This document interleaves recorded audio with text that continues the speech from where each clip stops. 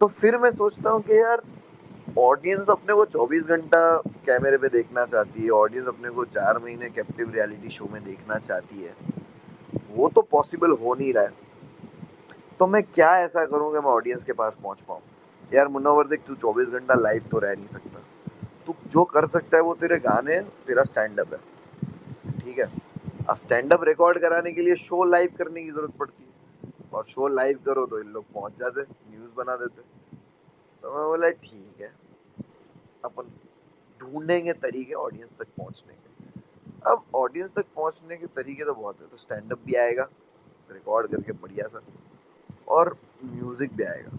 अब म्यूजिक में मैंने 10 गाने कर लिए अभी तक, और एक गाना डाल दूंगा, कसूर डाल दूंगा, काबिल डाल दूंगा, कोई गाना 2004 करके एक गाना लिखा हुआ पड़ा हुआ है वो डाल दूंगा, एक कातिल करके गाना लिखा पड़ा है रेडी है डाल दूंगा, अनिकेत के साथ लेके चल मुझे वो रेडी है वो डाल दूंगा। नहीं यार, ये गाने तो वही हो गए जो मैंने किए हैं। वर्जन ऑफ ख्वाहिश में जो बातें कह दी, ख्वाब में बातें कह दी, ये वही बातें जो मैं तुम्हें कह चुका हूँ, लेकिन नए वर्ड्स में, जैसे तला अंजुम तला यूनुस करते हैं। नए लफ्जों में वही बातें नहीं करनी है मेरे को। मैं अब ऑल इन जाता हूँ। मैं ऑडियंस को ऐसा म्यूजिक वीडियो देता हूँ जो उन्होंने इंडिया में नहीं देखा है। मैं ऐसा वाइब देता हूँ जो साउंड उन्होंने नहीं सुना है। थोड़ा टाइम लग जाएगा। मैं जो एक रात में गाना बना के एक हफ्ते में शूट करके डाल देता था, उसकी जगह मेरे को लगेंगे 20 दिन। हालांकि 3 महीने लगेंगे, बट मैं 20 दिन में वो बना के ऑडियंस को दूंगा। तो उस पे मेहनत चालू है। और मैं गाना जब रिकॉर्ड करता हूँ, तो आप लोगों को बताता हूँ मैं क्या करता हूँ, वीडियो का आइडिया कैसे आता है। मैं गाना हेडफोन पे लगा के सुनते रहता हूँ, और एक एक सीन, एक एक लिरिकली एक एक सीन ना मेरे अपने दिमाग में ऐसे फिट करते रहता हूँ कि ओके यार ये सीन में ये होगा, ये लिरिक्स पे ये सीन आएगा। तो अभी जो गाना अपना रेडी हुआ है, जो अपनी चैनल पे मुनव्वर फारूकी चैनल पे आने वाला है, उस गाने का वीडियो भी मैंने गाना 100 बार सुन लिया ताकि मैं उसको वीडियो रिकॉर्ड करा सकूँ। तो नियो मेरा भाई और तौसीफ, यहाँ पे बाकी के भी जो भी 75 लोग हैं, we are going all in that music video. इंशाल्लाह। तो सही है अब मुनव्वर भाई, सही है अब जो मतलब। नेक्स्ट म्यूजिक वीडियो आने वाला है ना भाई, वो अपने जो 10 गाने ऑलरेडी आ चुके हैं ना, वो 10 गाने पे अकेला भारी है। कोई शक नहीं है भाई, तो है ही है। यार बहुत बड़ी डेफिनेटली। बात की थी मुनव्वर भाई ने। तोशी भाई एक बहुत अच्छी बात ये भी कही, बताया कि मतलब ये ना, मतलब फीचरिंग में ऐसे बंदों को चूज करते हैं जो इनको अपलिफ्ट करे, मतलब इनको चैलेंज करे। तो ये भी बहुत बड़ी बात है यार बिल्कुल मतलब। भाई, मैं जब स्पेक्ट्रा के साथ किया, नैस के साथ किया भाई, वो हलवा नहीं है भाई। नैस के साथ तो ऐसा था कि नैस को जब मैंने अपना वर्स लिख के भेजा ना, तो नैस ने उसमें से 12 से 16 लाइन कट करी है, और मेरे को बोला भाई ये इतना कितना बड़ा लिख दिया हो। बोले मेरे को लाइंस कट करनी पड़ रही है, बट मेरे को समझ नहीं आ रही कौन सी निकालूं। तो नैज ने आजमाइश से लाइन निकाली और उसने उसका वर्स डाला। बट उसने उसका वर्स, छोटा सा वर्स भी कितना क्रेजी लिखा है। तो मुझे वो प्रेशर रहता है कि साला मैं जिनके साथ कोलैब कर रहा हूँ वो नूब नहीं है, वो बस खाली फेमस नहीं है उतने, बाकी ए लिस्टर्स की तरह फेमस नहीं है, बट ये लोग काफी टक्कर के लोग हैं। बादशाह खुद बोलता है MC स्क्वायर को कि भाई ये मैं नहीं कर सकता जो तू करता है, मैं सोच भी नहीं सकता ऐसा लिखने के बारे में जैसा पैंथर लिखता है, राइट। तो ये लोग है काफी बेहतर है। 10 मुनव्वर फारूकी लगेंगे उतना एक स्पेक्ट्रा है, समझ रहे हो? सही बात है, लेकिन मुनव्वर भाई अगर आपका मतलब अगर सबसे बेस्ट सॉन्ग आ रहा है तो फिर मतलब मेरे ओपिनियन के हिसाब से मतलब मैटर तो करता है नहीं करता वो तो बात की बात है, लेकिन मेरे ओपिनियन के हिसाब से ना ये मतलब सबसे बेस्ट शो पे प्रमोट होना चाहिए जो है मतलब हसल 2 के फिनाले पे मतलब। देख, हसल का जो फिनाले है ना, वो अभी 30 और 31 तारीख को हो रहा है शूट, मतलब कल और परसों, ठीक है। और गाने का जो प्रोडक्शन है वो 5 तारीख तक कंप्लीट होगा, ऑडियो का। अच्छा ऑडियो का मतलब production, yes yes. In production है, मतलब अच्छा ऑन गोइंग हाँ, है। समझ गया। तो मैं वो गाना जो है वो रिलीज नहीं कर सकता ना। हसल कब होता है, जब अपन अगर 1 तारीख, हसल 4 तारीख को आने वाला है, ठीक है। तो अगर अपन गाना 5 तारीख को रिलीज कर रहे होते तो अपन हसल पे प्रमोट कर सकते थे, बट अपना गाना ही नवंबर एंड में रिलीज है, समझ रहे हैं? डे मैच नहीं होगी ना। हाँ, तो क्या अपन 20 दिन टाइमिंग। पहले हसल पे प्रमोट नहीं कर सकते ना गाना? ये भी सही है मतलब। तो वो नहीं है, बट भाई देखो, मैं पहले से एक चीज बोलता आया हूँ। मैं ना व्यूज व्यूज जो है ना, व्यूज की भूख ना एक टाइम के बाद चली जाती है, और मेरी बहुत जल्दी चली गई, और मैं बहुत खुश हूँ उसको लेके, क्योंकि मुझे लगता है कि यार एक हिप हॉप ट्रैक 1 मिलियन जब पहुंचता है ना, इंडिया में जितने लिसनर है वो हिसाब से, तो वो जीत जाता है। कि यूट्यूब पे 1 मिलियन हो गया, स्पॉटिफाई पे 1 मिलियन हो गया, तो मैं वो गाना जीत जाता है, वो गाना पार हो जाता है। और अगर वो गाना पार नहीं होता तो तुम समझ जाओ कि वो गाने में कहीं ना कहीं कुछ तो कमी रह गई, जो ऑडियंस को कनेक्ट नहीं हुआ। अब मेरा प्रोसेस ये है कि मुझे एक गाने को लिखने में 1 रात लगती है, नहीं हो, बट मुझे उस गाने को ऑडियंस के हिसाब से बनाने के लिए 10 दिन लगते हैं, सोचने के लिए, कि मैं 10 दिन तक वो सोच रहा हूँ अपने दिमाग में कि ऑडियंस को क्या चाहिए। वो फिगर आउट करने में मुझे 10 दिन लग जाते हैं, और उसके बाद की जो एक रात आती है ना, जब मुझे लगता है कि हाँ मैं सारी फिगर आउट कर चुका हूँ, चाबियाँ लेके आया हूँ ऑडियंस की, उस रात मैं बैठता हूँ और उस रात मैं गाना लिखता हूँ। कि अब मुझे इतना अवेयर होना पड़ेगा कि I can't take my audience for granted, कि भाई मुनव्वर के गाना आ रहा है, तो उनको वो उम्मीद जो है ना, एक्सपेक्टेशन बढ़ जाती है। तो वो उम्मीद जब मैं बढ़ा चुका हूँ, उसके बाद मैं हक दूंगा तो मज़ा नहीं आएगा, क्योंकि मैंने देखा हुआ है भाई, मैंने देखा हुआ है, मैं लोगों को देखा हूँ, और मैंने देखा है कि भाई अच्छा काम करने वाले ही को ही सबसे ज़्यादा तकलीफ होती है, क्योंकि जितना तुमने अच्छा काम किया है ना, वो तुम्हारा दर्द बन जाता है भाई, क्योंकि अब तुमको सिर्फ अच्छा ही करना है। तुम थोड़ा भी अगर हल्का मुँह दिए तो फिर तुम्हारे को कोई पूछेगा भी नहीं, क्योंकि तुमने बार हाई सेट किया हुआ है। तो यहाँ पे अभी चैलेंजिंग चीज़, अभी खुद से ही खुद का चैलेंज हो जाता है। लोग बोलते भाई ख्वाहिश जैसा गाना आ नहीं सकता, तो मैंने ख्वाब बना दिया, ये लो पकड़ो ख्वाब। लिरिकली तो वो जीनियस ही गाना है। अब वो 1 मिलियन पार हुआ, मैं खुश हो गया। अब ये गाने में जो बोल रहा हूँ कि भाई जब ये 10 गानों का तोड़ है, तो ये 10 गानों का तोड़ इसलिए क्योंकि ये एक ऐसा हिप हॉप ट्रैक है, बैंगर बोलते ना, बैंगर, जिस पे लोग ऐसा नाचेंगे। अगर कार की सीट पे लोग ऐसा जंप नहीं मारे ना, तो भाई मनोहर ही रख लूंगा मेरा नाम। ये भी सही है, तो इजी हो जाएगा स्टैंड अप करना, और क्या।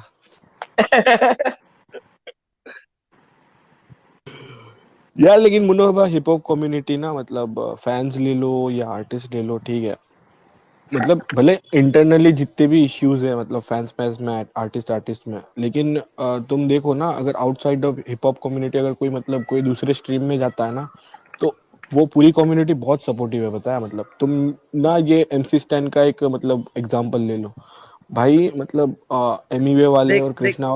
देख, एक बात तेरे को बताता हूँ। हर कम्युनिटी ना बहुत सपोर्टिव ही होती है, और कभी कभी क्या होता है पता है, जो टॉप पे होता है ना, उसको सपोर्ट इजीली आ जाता है, क्योंकि उसको हेट करके ना तुम दूसरों का हेट पाना नहीं चाहते। ये ह्यूमन नेचर है, तुम समझ रहे हो, कि लोगों को लगता है कि यार ये तो साला फेमस है, मैं भी फेमस हूँ, अब ये फेमस आदमी को हेट करूंगा तो मेरे को हेट आ जाएगा, तो यार चलो मैं इसके बारे में अच्छी अच्छी चीजें बोलता हूँ। एक ह्यूमन नेचर है। और रही बात हिप हॉप सीन की, हिप हॉप में एक दूसरे की इज्जत पता है क्यों है? क्योंकि they know what it takes. यार जो फैंस लड़ते या जो ये बोलते हैं ना कि ये गंदा आर्टिस्ट है, वो आर्टिस्ट है, भाई 4 लाइन लिख के बताओ, खाली 4 लाइन लिख के बता दो। तुम क्रिटिसाइज कर रहे हो, नो डाउट, चलो लाइक डिसलाइक है, बट तुम कभी बीट के ऊपर 4 लाइन लिख के बताओ। चलो तुमने 4 लाइन लिख भी दिए, तुम बढ़िया से राइटर हो, तुम बीट के ऊपर उसको बताओ ना, तुम बीट से चिपक के गा के तो बताओ। भाई मेरी गांड फट गई भाई, मेरे को 2 साल लग गए बीट पे आते आते, 2 साल लग गए मेरे को बीट पे आते आते। मैं पहली बार बीट पे आया ना, पहली बार बीट पे मैं खामोशी से पहले अपना कौन सा गाना ख्वाहिश आया था ना, तब मैं बीट पे था। और ख्वाहिश में भी मैं बीट पे चिपक के नहीं था। तुम लोगों को क्या लगता है मैं गाना पता है किसको भेजता हूँ? मैं सारे जो आर्टिस्ट है ना हिप हॉप के, जो एकदम ही गांड फाड़ आर्टिस्ट है, मैं उन लोगों को गाना भेजता हूँ डब करने के बाद। और वो लोग मेरे को बोलते हैं कि देख, बीट से थोड़ा ऑफ यहाँ पे लग रहा है, यहाँ से थोड़ा ऑफ लग रहा है, ये लग रहा है।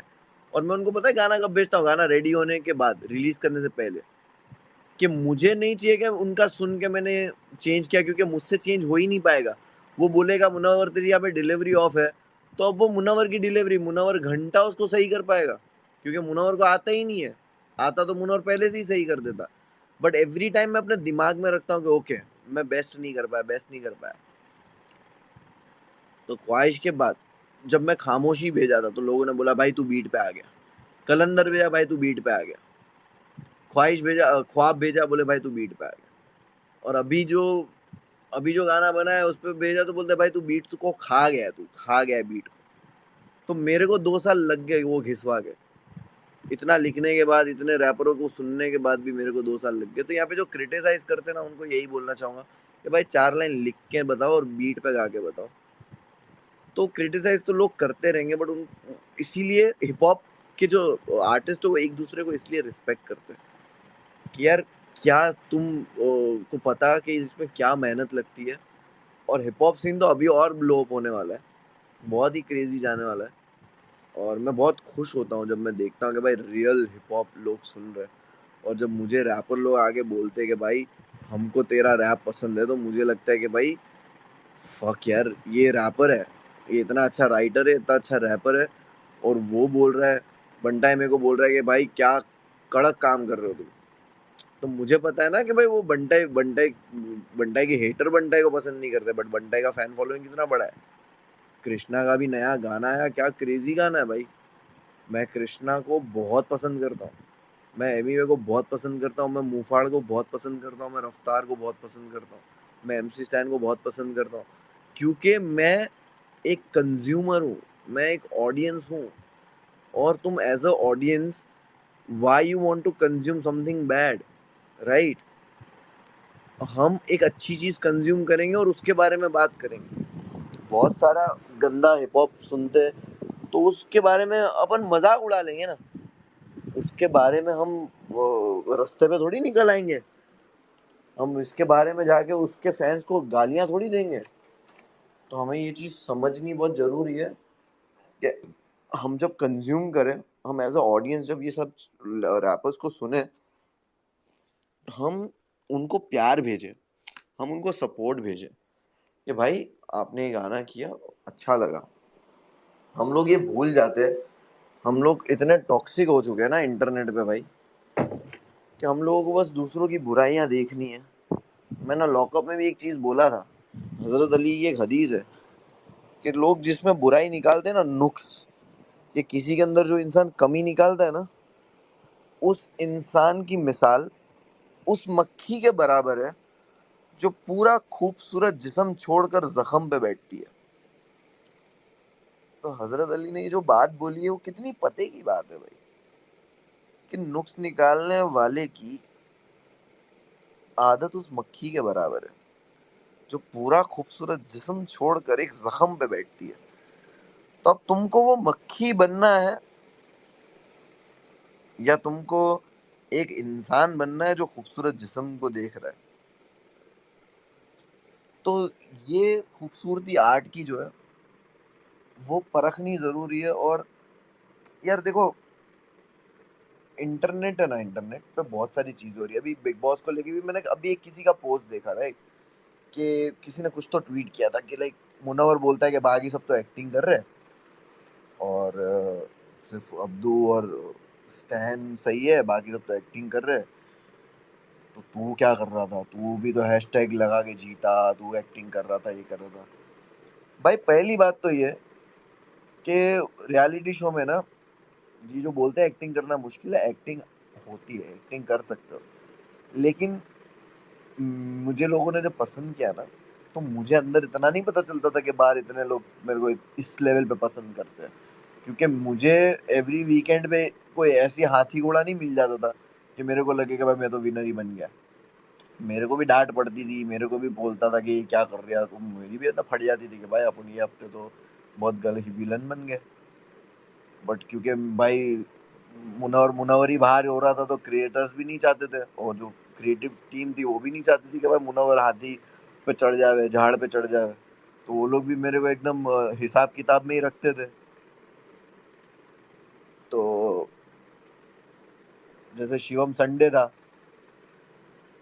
पूनम सैटरडे नाइट थी शो की, तो मुनोर फारूकी मंडे था ना, क्योंकि मंडे को इंसान कमाता है और कमा के खिलाता है सबको। तो मुनोर फारूकी शो का मंडे था, बट मुनोर फारूकी किसी ने बोला ही नहीं मुनोर फारूकी को, मुनोर फारूकी तू मंडे है। संडे किसी को बना रहे, सैटरडे नाइट किसी को बना रहे, सबको बना रहे, बट मुनोर फारूकी तो मंडे ही था, कमा के तो मुनोर फारूकी ला रहा था काम पे जाके। लेकिन मुनोर भाई वो Guinness book of world record का वो ट्वीट पढ़ा आपने? पता नहीं, मैंने कहीं पे तो ट्वीट पढ़ा, बट मंडे उससे को मंडे को सबसे मनुष्य दिन करार कर दिया, बता आपको? किसको? मंडे को अरे भाई मंडे ही है, मंडे नहीं होता तो चूल्हे नहीं जलते घरों में। मंडे मनहूस नहीं है भाई, संडे मनहूस है। मंडे कभी मनहूस नहीं होता, मनहूस तो कोई दिन होता ही नहीं है, बट ये एग्जाम्पल है, मेटाफोर है, अपना अपना सबका सोच है। तो अरे मैं वो बस तो वही कुल बोलना चाहता हूँ कि यार कोई एक्टिंग एक्टिंग नहीं, बिग बॉस सच बोलूँ तो मैं पिछले एक हफ्ते से नहीं देख पा रहा हूँ। नहीं देख पा रहा हूँ का मतलब ये नहीं है कि मैं बिजी हूँ, मैं इतना बिजी नहीं हूँ कि मैं 1 घंटा ना निकाल पाऊँ। मैं कनेक्ट नहीं हो पाया, समझ रहे हो, एज अ ऑडियंस ना मैं कनेक्ट नहीं हो पाया। मुझे लगा अब कोई इम्प्रूव होगा, कब इम्प्रूव होगा, और मुझे लग रहा है कि भाई एज ए ऑडियंस मुझे फेक चीजें लगने लगी, लोग फेक लगने लगे, तो मुझे उतना मजा आना बंद हो गया। देख प्रत्युष भाई भी आया है, बहुत ही बढ़िया कमेडियन है, और सुनने आया है, तो उसको भी स्पीकर का रिक्वेस्ट डाला, अगर वो भी कुछ बोलना चाहे। प्रत्युष भाई। प्रत्युष चौबे वो भी एक बेहतरीन कमेडियन है, तो वो भी कुछ बोलना चाहे तो भाई बहुत प्यारी बातें करते हैं, तो कुछ उनकी बातें सुन ले, तो उनको भी रिक्वेस्ट डाल कर रख, ठीक है, अगर वो बोलना चाहे तो। देख ये तो सब चलते रहता है शो वो का, तो मैं, वो लोग ये नहीं देख रहे कि मैं पॉजिटिव चीज जो शो से है वो बता रहा हूँ कि भाई अब्दुल रोजिक बहुत प्यारा दिखता है, स्टैन बहुत रियल है यार, मुझे पता है, मैं स्टैन के साथ बैठा हूँ, मैं उसके साथ खाना खाया, हम बहुत बार मिले, तो आई नो कि वो कैसा है रियल, वो रियल दिल का अच्छा इंसान है। और तुमको क्यों चाहिए दिल का 100% अच्छा इंसान? कौन है भाई? नियो तू है क्या दिल का अच्छा इंसान? मैं जरा भी नहीं हूँ, मैं तो तू बहुत काले नहीं है, दिल वाला तेरी हूँ। तेरी तो बहुत कंप्लेंट देखता हूँ मैं ट्विटर पे कि लड़की से ऐसी बात कर ली, वैसी बात कर लिया, ये कर लिया। कोई बात नहीं, वो आती रहती है, वो छोड़ो आप। कितनी बार मैं सोचा, मैं बोला नियो को अनफॉलो करता हूँ, भाई ऐसा इंसान है। यार कर मुनोर सकते। भाई कंप्लेन मुनोर करने भाई, आई वालों की भी बहुत स्वेयर, कंप्लेन है आजकल आई तो। देख स्वेयर देख फिर आप भी कर देख फिर सकते हो भी मुनोर सुन, भाई, कसम देख से। सुन, देख कंप्लेन करने वालों की भले ही कंप्लेन रहे, लेकिन मैं तुझे एक चीज बोलना चाहूंगा, तू करता नहीं करता मुझे नहीं पता, ठीक है, मैं कहीं पे पढ़ता हूँ खाली, मुझे पता नहीं है प्रूफ प्रूफ ये वो, और मैं उसमें पढ़ता भी नहीं हूँ, but I tell you one thing, internet पे कभी किसी को गाली मत देना। मैंने देख आज 4 साल हो गए, मेरे को हजारों पड़ी है, लाखों गालियां पड़ी, मैंने आज तक किसी को गाली नहीं दिया, मैंने किसी को गाली नहीं लिखा। तो मैं तुझे एक सलाह दूंगा मेरे भाई, इंटरनेट पे किसी को गाली मत देना, देख कोई कंक्लूजन नहीं है, और तेरी गाली की कोई वैल्यू नहीं है, तेरी गाली देके तू कुछ जीता नहीं है, तूने कुछ साबित नहीं कर दिया। रियल लाइफ स्ट्रगल और रियल लाइफ जो है ना, वो बहुत ही पंच करने वाली जिंदगी, पंच करने वाली चीज है, समझ रहे? वो तो तुम जब किसी को गाली देते हो ना, आई एम सॉरी, मैं मुझे ये चीज तुझे बोलनी पड़ेगी, मैं गुस्से में बहुत गाली देता हूँ, मतलब कैसे पता है, मैं गुस्सा होता हूँ तो मैं गाली देता हूँ, मतलब चीजों को या ऐसा फ्रस्ट्रेशन में, बट ये सही जगह नहीं है, बट अल्लाह के रसूल की ये हदीस है, उन्होंने साहबा को एक बार बोला कि एक ऐसी कौम आएगी ना हमारी उम्मत में से जो अपने माँ बाप को गाली देगी। तो सहाबा लोग तो उस वक्त का ईमान लोगों का कैसा होता था, उस वक्त के ईमान वो लोग हिल जाते थे, अल्लाह के रसूल की बात को डिसएग्री नहीं कर सकते, बट वो सुन के बोलते थे अल्लाह के रसूल ये क्या बोल रहे हो आप, ऐसी औलाद हो ही नहीं सकती जो अपने माँ बाप को गाली दे। अल्लाह के रसूल ने बोला नहीं, ऐसी औलाद आएगी जो अपने माँ बाप को गाली देगी, वो किसी और के माँ बाप को गाली देगी, और वो जो दूसरा इंसान होगा वो उसके माँ बाप को गाली देगा। तो तुम जिम्मेदार होगे कि तुम्हारे माँ बाप को गाली इसलिए पड़ी क्योंकि तुमने किसी के माँ बाप को गाली दी। तो यू आर द रीजन कि तेरी माँ को किसी ने गाली दी। तो नियो अगर तू किसी को गाली देगा मेरा भाई, उसने सामने तेरे को गाली रिटर्न में दे दिया, तेरी माँ को गाली दे दिया, तो उसका क्या बना भाई? वही है ना मुनोर भाई, तेरे वही सामने कंट्रोल है से क्या? तू जिसको वो, गाली दिखता है उस पे तेरा कंट्रोल है कि वो सामने से गाली नहीं देगा? वही है ना, सामने से आके गाली देते हैं ना, मतलब अपने थोड़ी तो छेड़ने वही तो जाते हैं बोल रहा उनको। हूँ, तो वही तो बोल रहा हूँ, तो उसने तेरे को गाली दी, अगर तू उसको गाली दे दिया तो तू जिम्मेदार बन गया ना, अभी तू जिम्मेदार नहीं है, उसने तेरी माँ को गाली दी, you are not the reason कि उसने